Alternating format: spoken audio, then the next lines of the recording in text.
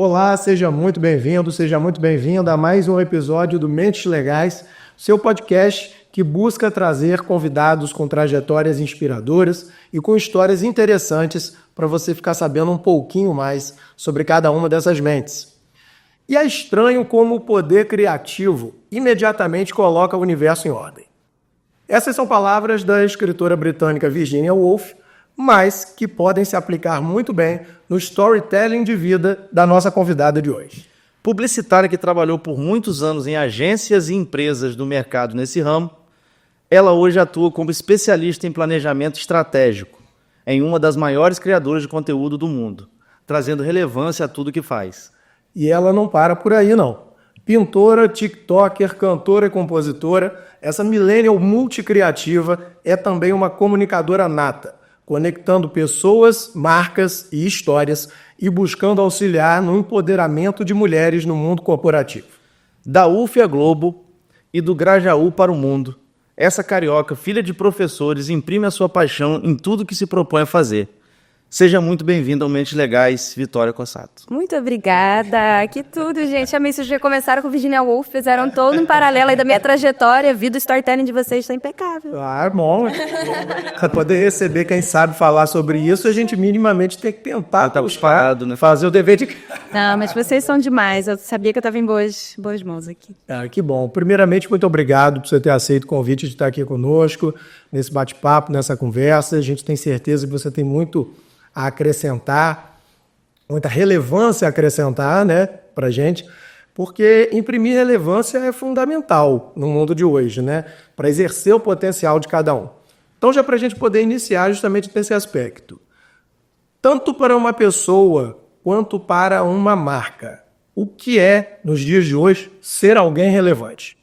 Eu acho que, acima de tudo, relevância é sobre você gerar conversa, né, o quanto você consegue permanecer no imaginário coletivo, né? Principalmente para marcas, a gente fala tanto sobre, tem marcas que nunca vão acabar, porque elas estão, eu sempre, por exemplo, Coca-Cola, a gente fala sobre isso, né? Muito é um exemplo lá da faculdade que a gente sempre vai atualizando, mas assim, tem marcas que você fala, esse produto vai ser consumido para sempre, esse produto, muitas são esquecidas, na verdade, né? E eu acho que até, em termos de fatia de mercado, quando a gente pensa num negócio, um negócio que está indo bem é aquele que também reverbera nos assuntos, reverbera nas conversas. Então, eu acho que tanto para pessoas quanto para marcas tem um pouco disso, assim, de como você consegue promover uma agenda, e aí dentro dessa agenda, que pode estar associada ao calendário cultural, né, que é como a gente chama tudo que vem acontecendo em termos de eventos ou mesmo de comunicação, e você se inserir ali, vocês sabem, né, mesmo quando o profissional, ele é um profissional liberal, ele tem uma presença digital, falar só sobre o que é pertinente à sua carreira, possivelmente você não vai chegar a pessoas novas. Você não vai furar uma bolha. E para ser relevante, você tem que furar bolhas, virar conversa. Eu acho que tem muito a ver com questão de posicionamento também, tanto da marca quanto da pessoa, né? Da pessoa saber se posicionar naquele segmento que ela, com certeza, que ela escolheu. E, Vitória, hoje a gente não consegue viver sem pensar na inteligência artificial, né? No caso da comunicação, o que você acha que são as principais tendências que vêm, né, em decorrência da inteligência artificial? Muita coisa. Eu mesmo, assim, eu gosto do tema, eu gosto do assunto. Eu tive a oportunidade esse ano de aprender um pouco mais sobre isso. Eu tenho um pouco de medo, mas... Da inteligência. Eu também. Eu, inclusive, tenho uma palestra que eu faço que justamente sobre aprendizados que eu tive nessa oportunidade de OSXSW esse ano, que é um dos eventos mais, assim, bacanas de criatividade, de inovação. Ele acontece em Austin, no Texas, assim, todos os anos. E eu assisti muita coisa sobre inteligência artificial. E quando eu vi o cronograma falando, vai ter, sei lá, mais de 1000 palestras sobre... Porque é um cronograma muito extenso, tem 800 eventos por dia para você assistir. Então, eu vi muita coisa de inteligência artificial. Eu falei, vai falar de novas ferramentas, vai falar de... vai substituir o ser humano, não vai... A discussão hoje em dia é outra, está em outro lugar. E eu acho que eu também fico apavorada. Eu falo que eu sou o cavaleiro do apocalipse, porque, assim, desde questões sobre justiça algorítmica, que é o quanto que hoje reconhecimento facial já é um ponto de tensão muito grande, assim. Os bancos de dados são feitos por pessoas Então, assim, o quanto eles conseguem absorver ou não, vai depender também do viés que eles têm, né? Então, o viés da empresa que faz inteligência artificial e o quanto que isso pode prejudicar pessoas. Já teve casos de uma mulher grávida que foi presa nos Estados Unidos por reconhecimento facial, confundiram ela com um criminoso, uma mulher preta, e o quanto que isso denota um banco deficitário, né? Então, assim, tem desde esse tipo de tema sobre inteligência artificial, como outros sobre direitos autorais, né? Como que o criador fica lá na Globo. A gente faz muita coisa já com inteligência artificial, de comunicação mesmo, assim, desde estratégias de comunicação em etapas mais básicas, como, por exemplo, uma pesquisa para a gente dar início a um trabalho, mas até referências visuais que a gente já cria hoje, por exemplo, planos de fundo, cenários e algumas estéticas, assim, na área de comunicação com inteligência artificial. Então, direitos autorais também é uma coisa. Mas inteligência artificial, para mim, hoje, é uma ferramenta muito importante. Não, é importante. Mas apavorada. Na nossa área, a gente tem um pouco de medo. Esse medo é porque é um medo de ser substituído, porque o direito... Enquanto profissional, você diz? Não o advogado em si, mas, por exemplo, tem tribunais que têm a iniciativa de implementar a inteligência artificial para começar a proferir sentenças. Sim, isso é extremamente perigoso. Isso é extremamente perigoso, porque você não pode dissociar o direito do fator humano. A lógica da máquina não é a mesma. Não é a mesma. Dia a mais, pegando uma área, dentre tantas, mas pegando uma área, por exemplo, que a gente faz, que é o direito de família, esse sobretudo. O olho no olho, o fator humano, não tem como. Eu, pelo menos até hoje, não consigo vislumbrar como que uma inteligência artificial vai poder decidir se por exemplo, se uma criança vai ficar com um, vai ficar com outro, como que vai ser um regime de convivência, como que vai se dar uma... E o que ela vai levar em consideração para isso, né? Vai ser um viés financeiro, vai ser um viés de tempo, vai ser um viés de interações, isso tudo é difícil. De humanos, muitas vezes, a depender do caso, não consegue dar conta. Você imagina time, né? Verdade. Eu lembro que, nesse ponto ainda, uma questão que me chama muita atenção, aí já para o lado mais complicado da questão, que é a questão do deepfake, por exemplo, né? Super. A gente tem, inclusive até recentemente na Globo teve uma novela da Glória Pérez falando Sim, sobre... Travessia. Travessia. Tá no Globoplay ainda, quem quiser assistir. Então, porque isso e a gente viu ali como que essa questão da deepfake, que em tese parecia inocente para quem realizou, mudou a vida, e baseado no caso real, né? Sim. Baseou a vida de uma pessoa. Mas na comunicação é inegável também, a gente também não pode ser só cavaleiro do apocalipse, né? Como você falou. É inegável que na comunicação tem suas vantagens. Na comunicação, no marketing, na imagem, eu acho que tem um peso assim, tão relevante quanto, mas o difícil é a pessoa compreender, eu acho que a sociedade compreender o quanto isso pode ser vantajoso e perigoso ao mesmo tempo.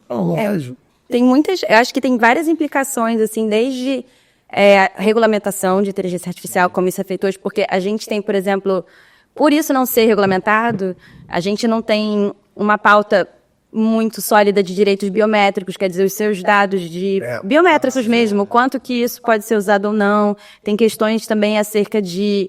você estava falando de deepfake, esse é um assunto que para mim é muito, muito importante, assim, muito caro, porque eu vejo um potencial muito grande, propositivo, mas também complicado, assim. E em termos de deepfake, tem uma empresa que é uma empresa americana que se chama Reality Defenders, que são os defensores da realidade, como eles se chamam, que eles fazem uma mensuração, baseada num banco de dados também que eles têm, que eles mantêm, do quanto que aquele material pode ou não ser inteligência artificial, e vai ranqueando aquilo, porque desde casos que se verificaram nos Estados Unidos, né, ano passado, de idosos recebendo ligações do Joe Biden falando para eles não se registrarem para votar e tudo isso na eleição, que era para boicotar a eleição. Mas isso, assim, a gente que está aqui agora, nós jovens, a gente fala, não, a gente não vai ser pego, né? Se um candidato me liga falando para eu nem votar, eu vou no mínimo achar estranho. Mas isso é só uma continha do iceberg, né? Porque acho que quando a gente fala de deepfake, a gente está falando de daqui para frente, e muito em breve, a gente recebeu uma ligação de um familiar, com o rosto do familiar, com a voz do familiar, falando, eu tô precisando aqui de um Pix, faz um Pix pra mim. E isso, né, assim, a gente sabe como o golpe é um problemão aqui no Brasil. Inclusive, há pouco tempo a gente estava assistindo uma palestra, também voltada à questão do direito de família, trazendo isso aí, de que, por exemplo, num caso de alimentos, né, no processo de pensão alimentícia, E uma das teorias que a gente leva em consideração é a chamada teoria da aparência, que é como a pessoa se demonstra, seja no Instagram, nas suas demais redes sociais, e que, em tese, ela teria uma capacidade econômica maior do que... Conheço várias pessoas. Né, do que E aí já trouxe pra gente também esse questionamento. Mas pode chegar um tempo, e talvez não vá demorar muito isso, onde tem uma foto, por exemplo, desse pai ou de uma mãe, né, de um genitor, enfim, fazendo uma viagem, estando num lugar, estourando um combo, e ele esteve no lugar. É aquele negócio, não conheço a pessoa, mas conheço o personagem. Mas conheço a pessoa. Isso aí. Essa eu não tinha ouvido ainda, gostei. Mas...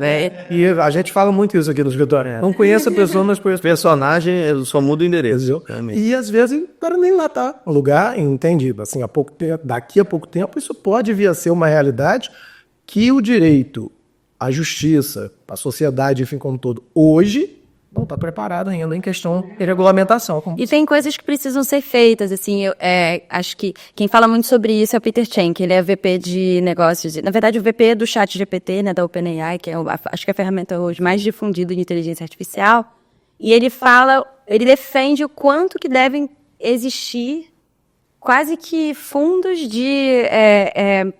quando você faz reciclagem com os funcionários, né, de conhecimento, para que os funcionários se adaptem a essa nova realidade também, então esse tipo de nova especialização, mas também nas escolas ele defende que haja uma cadeira específica para falar de inteligência artificial que acompanhe as crianças ao longo da vida, porque isso vai evoluindo. Então, com certeza, talvez para ser menos a Cavaleiro do Apocalipse, um pouco do que das portas da esperança também abrir por aqui. Mas é isso, assim, como que a gente consegue, enquanto seres humanos, não máquinas, a gente consegue se antecipar também e promover esse tipo de ambiente para os funcionários, para as crianças, para todos nós, né? Pra gente ir aprendendo, sem dúvida. Agora, Vitória, falando especificamente de conteúdo. Sim. Existe uma receita de bolo, uma forma única pra gente, como você falou, furar a bolha e alavancar conteúdo? A maior receita de todas é postar, né? Sim, sim. É fazer o conteúdo, porque eu acho que, por mais que a gente tenha boas ideias, ou que... Eu adoro seus vídeos, você sabe, né? Os seus vídeos. Eu amo seus vídeos de humor, e eu acho que são vídeos, por exemplo, que furam a bolha, assim, que são vídeos que... E eu falei sobre isso, eu acho que... Total, quando você associa o seu tema principal, e isso é muito do que eu faço enquanto estrategista de comunicação, eu entendo qual é o objetivo de negócio, e aí, enquanto pessoas, a gente também tem que são os objetivos de negócio, né, o que a gente quer alcançar com aquilo ali, mas a partir desse objetivo de negócio, a que a gente vai se associar enquanto assunto para que a gente chegue a mais pessoas, que no fim das contas acaba sendo a melhor forma de continuar crescendo. Eu vi que você botou um conteúdo no seu Instagram, não sei o que lá, horroroso. Ah, das apresentações. Exatamente. Eu achei muito interessante aquilo ali, porque é o que você está falando. A sua apresentação vai fazer toda a diferença, esse conteúdo vai... Com certeza. Tem engajamento, né? Sim. Ou se ele vai passar e... ficar no esquecimento. Esses são vídeos didáticos, assim, que eu entendi que eu precisava fazer num processo de rebranding. Sim. Eu já vinha criando conteúdo, como você falou, eu faço conteúdo pro TikTok também. Ultimamente eu tô até bem devagar no TikTok, não tô fazendo muito, não. Mas eu comecei a criar conteúdo pro TikTok com muita coisa sobre mercado de trabalho, mas também sobre moda, que é um assunto que eu também gosto e que também me ajuda a furar bolhas quando eu quero falar sobre comunicação. Se eu falar para jovens profissionais, pegar elas falando, olha só... Você precisa ter uma bolsinha para botar os seus fios para eles não embolarem, uma garrafa que não vai abrir para você não derrubar tudo no seu computador, que já aconteceu comigo. Mas isso é um gancho para eu pegar essa menina e falar para ela, olha só, se você for a pessoa do seu escritório, que é a pessoa fofoqueira, a informação efetivamente importante não vai chegar até você. E esse foi um dos meus vídeos mais engajados, que eu falava sobre isso, assim, porque uma menina perguntou. Ela falava assim, eu fiquei sabendo era alguma coisa, tipo, eu fiquei sabendo uma fofoca do meu diretor, pra quem eu posso falar? Eu falei, ninguém, irmão, não fala isso pra ninguém, pelo amor de Deus, você tem, né, e eu acho que a gente tem uma geração, que é a geração que tá com 18 anos, 19 anos, que tá entrando no mercado de trabalho como estagiário, assim, essa geração tá sendo exposta a todo tipo de coisa, né, na internet, então, quanto que isso se transpõe para o mercado de trabalho ou não? Então, acho que essa é um pouco da ferramenta, assim, mas respondendo numa frase, acho que é você pegar o seu objetivo e trabalhar ele através de assuntos que já sejam interessantes, que já sejam relevantes, para que você consiga se colocar de forma também possível de virar conversa. Mas, né, ao mesmo tempo, assim, obviamente, presumo eu, aproveitando aquilo que você tem de melhor enquanto sua força, né? Mas Com também buscando furar as bolhas, né? Com certeza, com certeza. Eu acho, por exemplo, quando você cria um conteúdo que é um conteúdo de humor, humor é o que mais, é uma das coisas que mais engaja hoje em dia nas redes sociais. Acho que não foge muito. Um conteúdo que efetivamente vai bem, vocês podem ver, ele é um conteúdo que está agregando valor na vida das pessoas. Seja ensinando uma coisa nova, seja fazendo as pessoas rirem, ou seja emocionando as pessoas. Então, não vai ser muito diferente disso. E o humor, ele é realmente muito engajador, e não é todo mundo que consegue fazer humor, mas ainda assim se colocando de uma forma profissional e tudo. E eu acho que esse é um golaço, assim, eu sou muito fã. Você tá fazendo conteúdo assim? Fala pra mim. De humor? É. Você sabe que tem algumas coisas ainda já gravadas, ainda não utilizadas, mas estou precisando ter mais material. Queremos assistir, eu sou fã. Ter mais material. Realmente esse aí foi um que... É bem como você falou, isso... Os que mais engajaram nesse ponto são... E te credencia enquanto um profissional que também consegue construir uma presença sólida nas redes sociais, porque isso, assim, é aquela coisa, né? O médico, para ir no médico, você considerar apenas os seguidores, é uma loucura, óbvio. Mas faz diferença. Todo advogado é um ator frustrado. Eu sempre disse isso. Eu sempre disse isso. Todo advogado é um ator frustrado. Também. Todos, tá? Todo. Até aquele que diz que não é. Vocês fizeram teatro? E olha que eu tenho viés. Matheus pode falar isso de cadeirinha, que ele tá do meu lado todo dia. Eu sou um cara que eu tenho um viés humorístico. Tem. Porém, eu não desenvolvi, mas tem. Não, é porque, na realidade, até como você falou essa questão de conteúdo, aparentemente, para o público, o engraçado sou eu. O engraçado é o Leonardo. Mentira, eu tô sendo surpreendida. Ele nem é caçado no dia a dia, na convivência, eu sou não. Ele que é Porque o Matheus ainda consegue passar na rede social esse engraçado que eu não consigo fazer ainda. Mas se bota na vida real, sobretudo então com a cerveja na frente. Esse é o momento da risadaria. Não, mas aqui no escritório, todos nós, né? Eu, ele, as meninas aqui que trabalham conosco, a gente sempre fala, o engraçado é Léo, ele que faz a gente dar risada aqui dentro. Que desanuvia o ambiente. A gente às vezes lida com tanto problema todo dia. Com certeza. E se você ficar nessa pegada de tratar tudo com muita... Não digo com seriedade, que a gente tem que ter, obviamente. Mas em determinados pontos, sem pesar, entendeu? E às vezes a gente está conversando aqui, discutindo um caso, e você, de repente, traz aquele tom mais leve, mais... como diz aquela frase, né? Não leve a vida tão a sério em todos os momentos, porque você não vai sair vivo dela.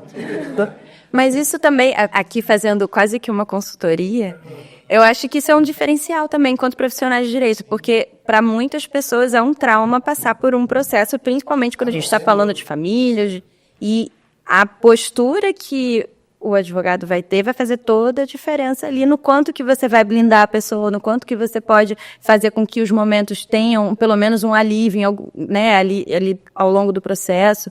Eu acho que isso é um diferencial também. Porque você está lidando com pessoas que estão num momento, sobretudo em família, de maior vulnerabilidade da vida delas. Com certeza. Então você tem que ter essa sensibilidade, um momento de, às vezes, realmente levar um pouco de humor sem perder a técnica para poder fazer a pessoa lembrar que na vida tudo passa. Sim. Inclusive, e fazer o cliente se sentir também, se sentir à vontade, porque a pessoa chega aqui com um clima, às vezes, pesado e ela precisa se sentir mais à vontade. E a relação de confiança. Não adianta. Advogado, médico, né, esse profissional que você vai lidar diretamente... O publicitário mesmo, quando uma empresa, uma marca está depositando em você a confiança no seu trabalho, é uma relação essencialmente de confiança. Sim, mas sem dúvida, se eu fizer uma besteira, é diferente de vocês fazerem uma besteira. Isso aí, meus amigos, eu tenho total certeza.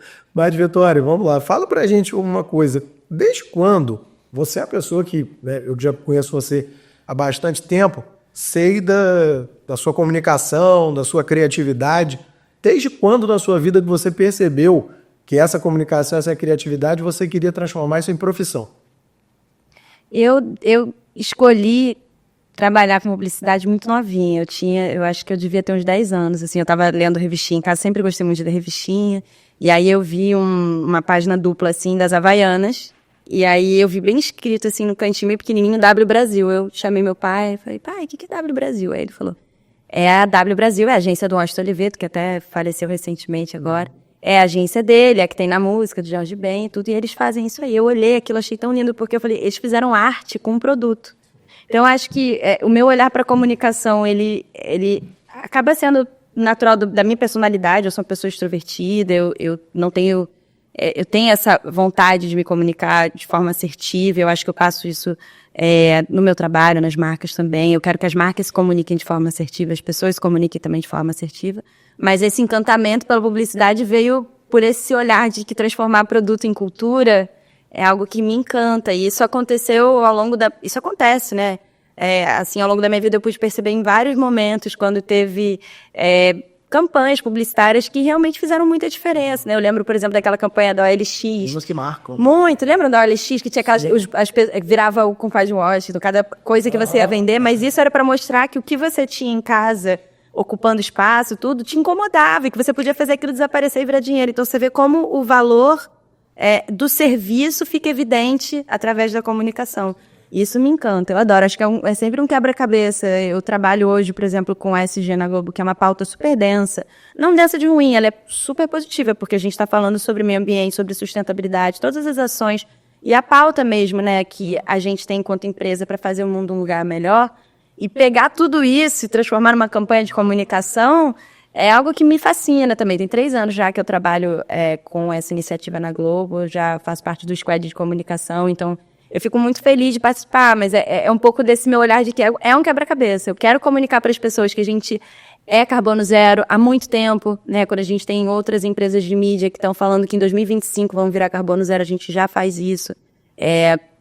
Entre outras muitas coisas, mas enfim, é muito bacana juntar esse quebra-cabeça da comunicação e transformar em cultura. Você trabalhando esse tempo que você está lá, você, não na profissão no geral, tem algum caso assim muito emblemático que você já... Tem algumas coisas legais, assim, durante a pandemia, eu estava fazendo eu estive em Nova York durante um tempo para trabalhar com a Ambev lá fora, com a EBI. Eu trabalhei muito tempo para eles através da Winning, que é uma empresa que é uma joint venture também, da ABI. Então, eu basicamente prestava serviços para a ABI e suas marcas. Então, eu tive a oportunidade de ir para a Coreia, trabalhei para a Coreia durante 2 anos, Coreia do Sul. A do Norte, inclusive, eu soube lá, né? Vocês talvez já saibam disso, eu não sabia, mas para você ir embora da Coreia do Sul, você tem que passar pelo Japão, para subir, não pode passar no espaço aéreo da Coreia do Norte, senão... Pode morrer. Aviãozinho down. Vai pro chão. Mas nesse período eu tive a oportunidade de me juntar a mentes muito, muito brilhantes, mentes legais, muito brilhantes, nos escritórios deles em Nova York para desenvolver uma forma de fazer briefings globais, que a Ambev tem marcas pelo mundo todo, e a mesma marca, por exemplo, Corona, a gente aqui conhece como a marca de surf, e vende na China também. Como é que você vai falar de surf na China como a mensagem de uma marca? Não é sobre isso. Então, como que a gente conseguia alinhar a comunicação global? Foi todo um processo muito bacana.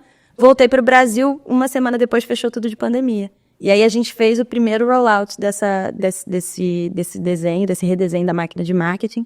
E aí a gente, aqui no Brasil especificamente, a gente entendeu que a Ambev precisaria agir para o bem. Assim, a gente é uma empresa, eu já não trabalho mais, mas é uma empresa muito grande, que tem muito recurso, que não parou de vender durante a pandemia, inclusive continuou vendendo bastante.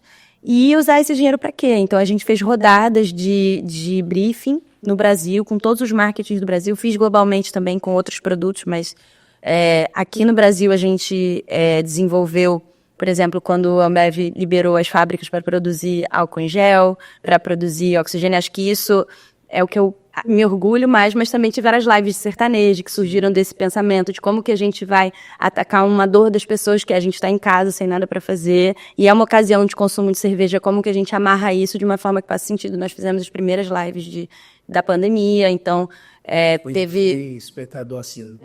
Teve várias, assim, e muitas outras coisas bacanas que aconteceram nesse período, e eu acho que tudo isso é forma de entender a comunicação também como uma ferramenta positiva para a sociedade, porque principalmente quando você tem clientes grandes, né, e que podem injetar na economia de uma forma esperta e que seja boa e beneficie a todos, acho que é o goal, assim, é o que eu mais me orgulho de fazer. Não precisa a gente ter aquele capitalismo predatório de só lucro sem devolver nada. Total. E na Globo, por exemplo, eu tenho muito orgulho, assim, tanto de poder contribuir de um ponto de vista de falar sobre nossos conteúdos, e porque a área que eu trabalho, ela é como se fosse a agência da Globo, a área de marca e comunicação. Então, a gente responde aos objetivos de negócio das muitas marcas que tem, então, desde os canais, toda a parte de jornalismo, entretenimento, esporte, e a gente envelopa isso em comunicação para as pessoas. Então não é uma comunicação interna, é uma comunicação para o público geral, muitas vezes, mercado publicitário. Então eu gosto muito disso também, de trabalhar com isso na empresa que eu trabalho também. Posso imaginar. Isso aí, a gente até estava falando, né, agora há pouco de propagandas, na realidade, marcantes. E esse trabalho, né, de vocês, eu imagino que se é estimulante para a gente, enquanto consumidor, poder analisar a criatividade do profissional que está ali, seja através da publicidade comercial mesmo, ou seja através de iniciativas da marca, como você trouxe, né, do que vocês estão lá fazendo atualmente. Se para a gente, enquanto consumidor instigante, eu imagino para vocês que têm as mentes que vão criar, seja ainda mais, né? Muito, muito, muito. E eu acho que a grande coisa assim, é não ser consumido pelo dia a dia, né? Porque tem muito job que é também pequenininho, muito projeto que é aquela coisa ali que você vai fazer uma coisa pequena, às vezes não dá para estimular tanto a criatividade, mas a gente também saber transitar nesse lugar. Eu imagino que para vocês também seja um pouco assim, né? Vai ter situações... Como é? Conta para mim, varia muito? Varia. Vai ter ação que você vai querer, por exemplo, fazer valer a sua tese, buscar jurisprudência, buscar doutrina, buscar casos precedentes, buscar lá longe, num tribunal dos rincões, ou no STJ, no STF, onde você tem alguma coisa que faça valer a sua tese. Enquanto outros, acho que já sabem que basta trazer um argumento ali que... depende. É um trabalho de construção, porque às vezes o direito, ele também não te dá uma... Como ele é uma ciência exata, ele não te dá uma solução concreta para um caso. Então, às vezes, você tem que pegar um pedaço de uma coisa, um pedaço de outra, agregar e transformar numa coisa que vá, de repente, atender o que o seu cliente busca. Mas solução, isso vai muito da criatividade também. É um trabalho de pesquisa criativa, né? Criativa. E é porque é um trabalho essencialmente artesanal. Sobretudo as áreas que a gente lida. Família não é, por exemplo, nenhum caso vai ser igual ao outro, ainda que você use o mesmo embasamento jurídico. A mesma lei, o mesmo artigo, não vai tornar um caso igual ao outro. Casos envolvendo direito imobiliário, Condomínio, uma assembleia de condomínio, são os mais diversos casos que podem surgir ali na hora. Cada condomínio tem sua realidade, né? Um condomínio de casas num determinado bairro não é igual a um condomínio de 10 apartamentos em outro determinado bairro. Vocês assistiram os outros? Na Globoplay? Os outros com as 10 tapes? É a série que se passa num condomínio muito problemático. Se tivesse processo... Não.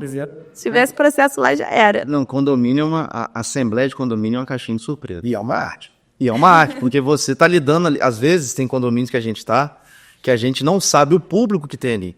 Aí ali tem gente de tudo que é tipo. E você tem que ter aquele jeito para falar, para você... Porque às vezes você está falando uma coisa e você está ofendendo indiretamente um grupo de moradores ali e sem saber. Tem que ter um savoir-faire. Tem que ser jeitoso. Tem que ser jeitoso. Com certeza. Vitória, mas fala pra gente, você teve ou tem algum ídolo na sua profissão? Olha, na minha profissão, eu fico pensando, porque eu trabalhei com gente tão boa, assim, gente tão bacana. Eu acho que tem pessoas que, pra mim, eu trabalhei muitos anos na Ogilvy, né? Então eu li livros do David Ogilvy, que é um dos pais, assim, da publicidade como a gente conhece, mas eu acho que talvez a gente pensar em pessoas mais recentes, assim, tem... Led Zeppelin, não? Não, Led Zeppelin, eles foram muito publicitários também, né? Muito marqueteiros, aí sem dúvida. Pode botar os 4, Pato Jimmy, John Bon, todo mundo. Mas eu sou muito fã, por exemplo, da Natasha Masri. Ela é uma profissional libanesa que trabalhou... Eu tive a oportunidade de trabalhar com ela, hoje em dia mora nos Estados Unidos. E ela é uma diretora de arte, ela é uma criativa, ela também... redatora, ela é uma profissional super completa e eu acho que ela, para mim, com certeza é uma referência, ainda que não seja, talvez, uma pessoa tão conhecida, mas para mim é uma grande referência e pessoas que já trabalharam comigo, sem dúvida também. Tá, agora vamos lá, uma experiência que a gente quer ouvir, a gente pergunta a todo convidado. Vamos. Uma viagem inesquecível que você fez. Uma viagem de trabalho ou uma viagem sem ser de trabalho? Independente, uma que... Você costuma falar com os nossos convidados? Ai, eu gosto tanto de viagem. Viajar é o melhor investimento. Eu vou até me encostar aqui. Olha, eu tô com vontade... Eu fui ao Japão em 2014, já vai fazer 10 anos agora, e eu tive a oportunidade de ficar quase um mês lá.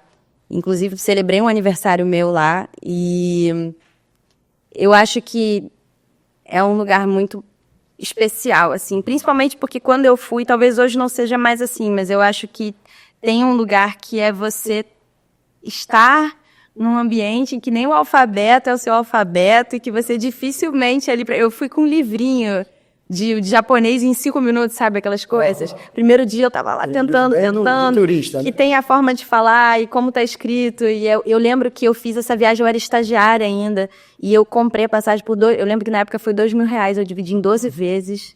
Eu estagiária, eu tipo assim, eu vou fazer acontecer. Todo mundo que vai ao Japão fala bem. A gente entrevistou um desembargador que ele foi para lá dar palestra, fazer um congresso. Incrível. E ele falou muito bem do Japão. E É um lugar como que você se adequa num lugar com idioma Não, que nem a letra. Total. E tinha uma coisa também que eu com o cabelo bem cacheado, eu agora tô ficando de novo, né? Tô em transição, catando.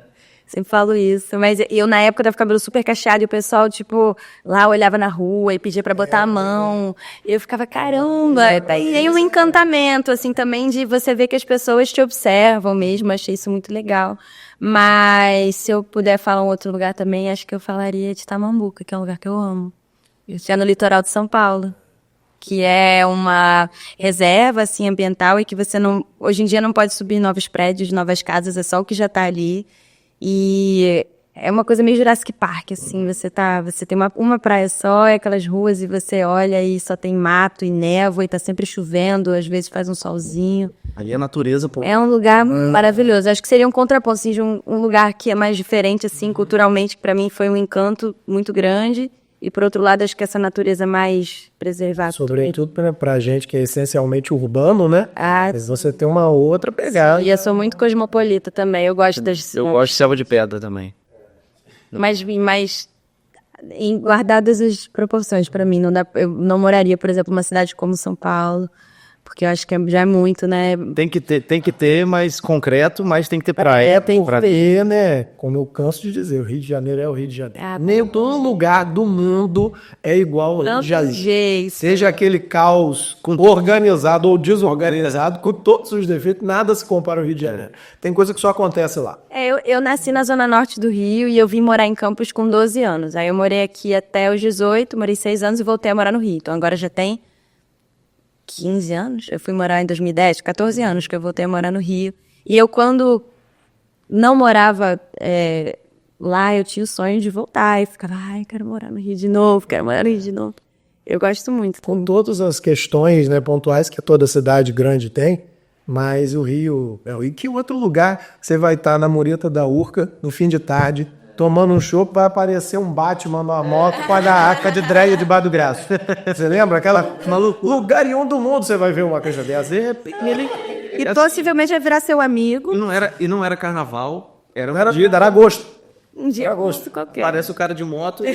Assim. E ainda que tinha uma caixinha de som acoplada com a música tema do Batman dos anos 60. Parou ali, todo mundo mexeu no lugar. Não acontece, isso é muito difícil. Ô, Vitória, e aí falando também, né, de lugares, né? Tem algum momento histórico que você gostaria de ter presenciado? Você não gostaria? 1969. Um de história que... Não preciso nem pensar muito. Nem muito, né? Não. Tá tipo... Pra mim é um momento histórico. É um momento histórico. Eu né, nunca nem falei isso aqui, mas se alguém me perguntasse, eu diria Rock in Rio 85. Muito bom. O primeiro, né? Show do Queen. 85 ainda. De boa, Foi o Maracanã, o de 85. Acredita, aí já me pegou. Mas... De 85 foi lá. Vai ter sido, não tinha cidade voando. Não tinha cidade do rock ainda. Mas eu acho que foi lá, meus universitários sabem, né? Foi lá. A Woodstock, sem dúvida, é um momento histórico, sem Eu apresenta uma transição realmente de gerações, né? Muito, eu acho que tem muito a ver com a forma que eu gosto de olhar pra vida, assim, acho que... Eu tava até assistindo uns vídeos meus, criança, essa semana, e eu me vi tão... Às vezes até sem malícia ali, sem maldade. Eu acho que a forma que eu gostaria de preservar isso dentro de mim tem muito a ver com essa cultura, que é uma cultura muito dessa época, que é uma cultura que se via muito ali, tipo, eu vejo fotos de crianças ali no festival e o pessoal, todo mundo vivendo aqui, artistas fantásticos. Deve ter tido muito perrengue, muito problema também, mas eu acho que eu gostaria de ter ido, eu curtia só um dia. Agora, pra gente caminhando pro final, que eu bati... Não, mas não já tem, mas... Não, do nada eu tô falando de Woodstock. Nossa, Mas é isso, né? É isso que vocês fazem com as pessoas. A gente faz o roteiro, mas a conversa vai. E a gente gosta, obviamente, de trazer, né, o que se passa dentro das mentes dos convidados. Nossa, se passa tanta coisa da minha mente, de fato. Questão profissional, mas também quem são as pessoas por trás do microfone, as pessoas por trás da mente. Então, nessa abordagem, digamos assim, você falou de Viagem Inesquecível, um momento histórico. Agora, um livro que você acha que todo mundo deveria ler, que seria... Um livro que todo mundo tinha que ler. Ou um que você recomendaria? Eu acho que todo mundo tinha que ler Meu Pé de Laranja Lima. Nossa, eu vi, tem uma novela. Né? Teve uma novela. Sim, porque eu lembro que quando eu li esse livro, ele me falou tanto sobre a relação que a gente tem com as pessoas mais velhas e com a nossa ancestralidade de uma forma geral. E me emocionou muito, e naquele momento eu tinha perdido uma avó há pouquíssimo tempo, e eu acho que quando eu li aquele livro eu pensei, eu pude valorizar os momentos que eu tive, e ao mesmo tempo o livro também ele tem muita inocência, e eu acho que um outro livro que eu acho que todo mundo deveria ler é Candide, de Voltaire, que é um livro também sobre tudo é errado da vida do coitado do menino, e ele continua seguindo, ele só vê desgraça. O filme Pobres Criaturas é baseado nesse livro, né, que é um filme muito bacana e que coloca da perspectiva de uma mulher ali criada, né, mas como ela vai descobrindo as mazelas do mundo, mas em algum lugar o filme e o livro eles vão pro você cuidar do seu próprio jardim, que é isso que vai fazer você ser uma pessoa melhor. Então acho que talvez esses dois, o Cândido. É o Cândido e... Ele tem essa e Meu Pé de Laranja Lima. de um otimismo inenarrável, de que ele tudo vai realmente tendo as adversidades, mas a gente tem que prosseguir, né? Eu acho que são esses, eu gosto. É o famoso estoicismo. Como citado. Até citado, né? Ô, Vitória, me fala aqui, e os seus outros lados artísticos? Como que surgiu o seu lado cantora, seu lado pintora? Você é uma grande pintora, grande artista plástica. Como que surgiram esses outros lados aí? Meu lado cantora surgiu antes de todos os outros, eu acho, mas é porque eu sempre gostei muito de cantar, eu sempre me expressei muito assim. E eu acho que me leva sempre para um lugar de... Eu tô aqui conversando com vocês, eu me sinto muito presente. A gente está trocando ideias sobre assuntos que eu gosto, sobre temas que eu estou super à vontade, então eu também me sinto presente assim. Eu acho que quando eu estou cantando, é um pouco esse lugar, eu não preciso pensar muito no que está acontecendo, sabe? É natural, como está sendo a nossa conversa, né? Então acho que cantar para mim tem um pouco esse lugar, e aí eu sempre gostei, chegou um dado momento da minha vida que eu comecei a fazer vídeo para internet, e aí o primeiro vídeo que eu postei, eu escrevi assim, ensaiando para o show, não tinha show. Não tinha show nenhum. Propaganda, ela mandou na... E aí, uma semana depois, eu tava tocando no Bukowski, lá no Rio. Porque as pessoas começaram a perguntar, o vídeo começou a bombar, e eu falei assim, não, então peraí, então tem uma demanda de show aqui, que tal? O Bukowski receber para um show, mas falei com vários lugares. E aí, foi um processo super legal, eu tive a oportunidade de lançar um disco também, com canções autorais, e... durou um tempo, assim, e agora eu acabei de lançar um som do meu pai com um amigo meu também, que ele me convidou. Eu hoje não persigo esse sonho de ter uma carreira de cantora ou nada do tipo, mas eu gostaria de ter um showzinho. Eu falo isso pra todo mundo. Eu vou manifestar aqui pra ver se isso sai do papel ano que vem, porque eu falo isso há um tempão e eu gosto muito de cantar Amy Winehouse. E eu queria levantar um show pra fazer o repertório dela, os 2 discos. E fazer, de repente, uma vez a cada 2 meses, escolher uma casa bacana, chamar meus músicos para tocarem comigo e fazer isso. Mas acho que mais nesse lugar, assim, não de ser meu trabalho. Já parece um financiador para esse projeto. Já sabe, ó. Você que tá aí assistindo. E eu acho que nesse caso, assim, dependendo da estrutura que se faz, e até podendo fazer uma bilheteria, alguma coisa assim, é um projeto que super se paga, assim, não é algo que eu acho que dependeria, mas... tem o fator predominante para todas as escolhas da nossa vida, que é a prioridade, né? Então, assim, ainda não consegui priorizar isso. Mas, quem sabe, ano que vem, vocês vão lá, vocês gravam um episódio lá comigo. Vai ser só um montada e outra circunstância. Uma meia-luz ali do show. E o lado pintora? Eu comecei a pintar... Minha mãe pinta... Nossa, minha mãe é muito melhor do que eu. Minha mãe é uma pintora incrível, assim. Ela é professora, enfim, mas ela sempre gostou de pintar. E ela pinta realismo, ela é braba. E acho que veio o gosto por ver a arte na parede e como minha mãe tem esse cuidado, tudo. Na pandemia eu tinha uma tela em casa que eu tinha comprado. Quem sabe um dia pintei. Aí agora já tem 4 anos. Eu pintei muito na pandemia. Fui aprendendo ali sozinha, né? Comprei as tintas, aí fui comprando, sabe? Ia chegando as caixinhas do Mercado Livre ali, pra mim, com tinta, com pincel, com coisa. Eu tenho 2 coisas que eu gosto, mas eu não tenho talento. É cantar e desenhar. Que eu queria gostar muito de conseguir fazer, mas... Desenhar eu já tive. Às vezes a gente toma uma cerveja a mais... Cantar não acontece. Aí se ilude achando que tá bom, mas... Mas, olha, cantar, eu acho que mais do que afinação é sobre interpretação, sentimento que você coloca. E eu sou fã de belo. Se tocar um belo, eu acho que vem a afinação do âmago lá. Quebra brombal. Eu vi um show do Belo em concert esse ano. Nossa, o Belo de Smoking, gente. Eu fui assistir, fui com uma amiga minha. Eu só posso assim, não, teve no Rio. Foi no antigo... Ai, não vou nem falar onde foi.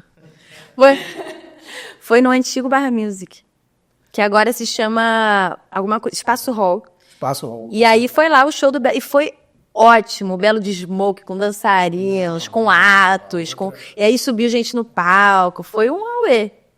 Ele sustenta qualquer show, Belo de Smoke. E olha que não é nem meu gênero favorito, e eu engajei completamente. A gente até comenta entre os amigos que a gente tem receio hoje em dia, né, ali num show de Belo, você é emocionado demais. É perigoso. É perigoso. Mas quem não chora no show de Belo tá morto por dentro. Não tem. Você não tem emoção se não chorar. Se não chorar no show de Belo, de Bruno Marrone. Não, Bruno Marrone, se não chorar não, mas... Bruno Marrone ainda não que foi. desce Essa baixa, né? Aí faz, né? Quem gosta é quem, Andai.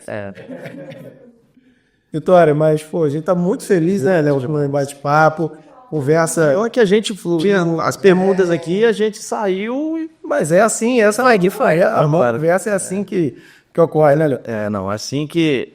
O propósito do podcast é trazer mentes legais, mas, sobretudo, a gente poder conversar, assim, como você falou, à vontade. Que não. Né? A gente trazer histórias, um bate-papo sadio, tranquilo. Isso aí. E a gente espera que você tenha gostado também de ter participado. Adorei, foi tudo. E hoje eu trabalhei assim, eu tava trabalhando em casa, falei, não, mas eu vou fazer tudo correndo pra conseguir chegar e, tipo, fazer um reset, poder vir. Eu senti minha energia totalmente fluindo aqui, foi ótimo. Senti bem, achei que foi tudo. Que bom, a gente fica feliz de ter gostado. Parabéns pelo seu trabalho, por toda a paixão que é evidente que você demonstra naquilo que você faz. Aí esse é o grande propósito, né, dessa conversa, a gente poder conversar com pessoas que sejam apaixonadas pelo que fazem realmente e transmitam isso para quem está assistindo. Obrigado mesmo por você ter estado aqui conosco hoje. Obrigada a vocês também. Eu acho que, sem dúvida, esse é um trabalho que contribui tanto para abrir portas para vocês, sem dúvida, mas eu acho que vocês poderem trazer um pouco mais de quem vocês são é, sem dúvida, uma qualidade incrível e é um diferencial muito grande. Eu acho que vocês cuidam das pessoas que estão com vocês, que confiam todas as questões a vocês, assim, como vocês também têm o carinho aqui com quem está sentado nessa cadeira, eu acho que isso fica muito evidente. A gente gosta de pessoas. É importante. Quem lida com a área que a gente lida tem que gostar de gente, claro. Não tem como. É importante. Obrigada, gente. Obrigado a você, gente que te agradece. É isso aí, pessoal. Ficamos por aqui com mais uma edição do Mentes Legais. Fiquem de olho nos nossos próximos episódios, que nós vamos trazer mais trajetórias, mais histórias e mais pessoas inspiradoras. Forte abraço e até a próxima.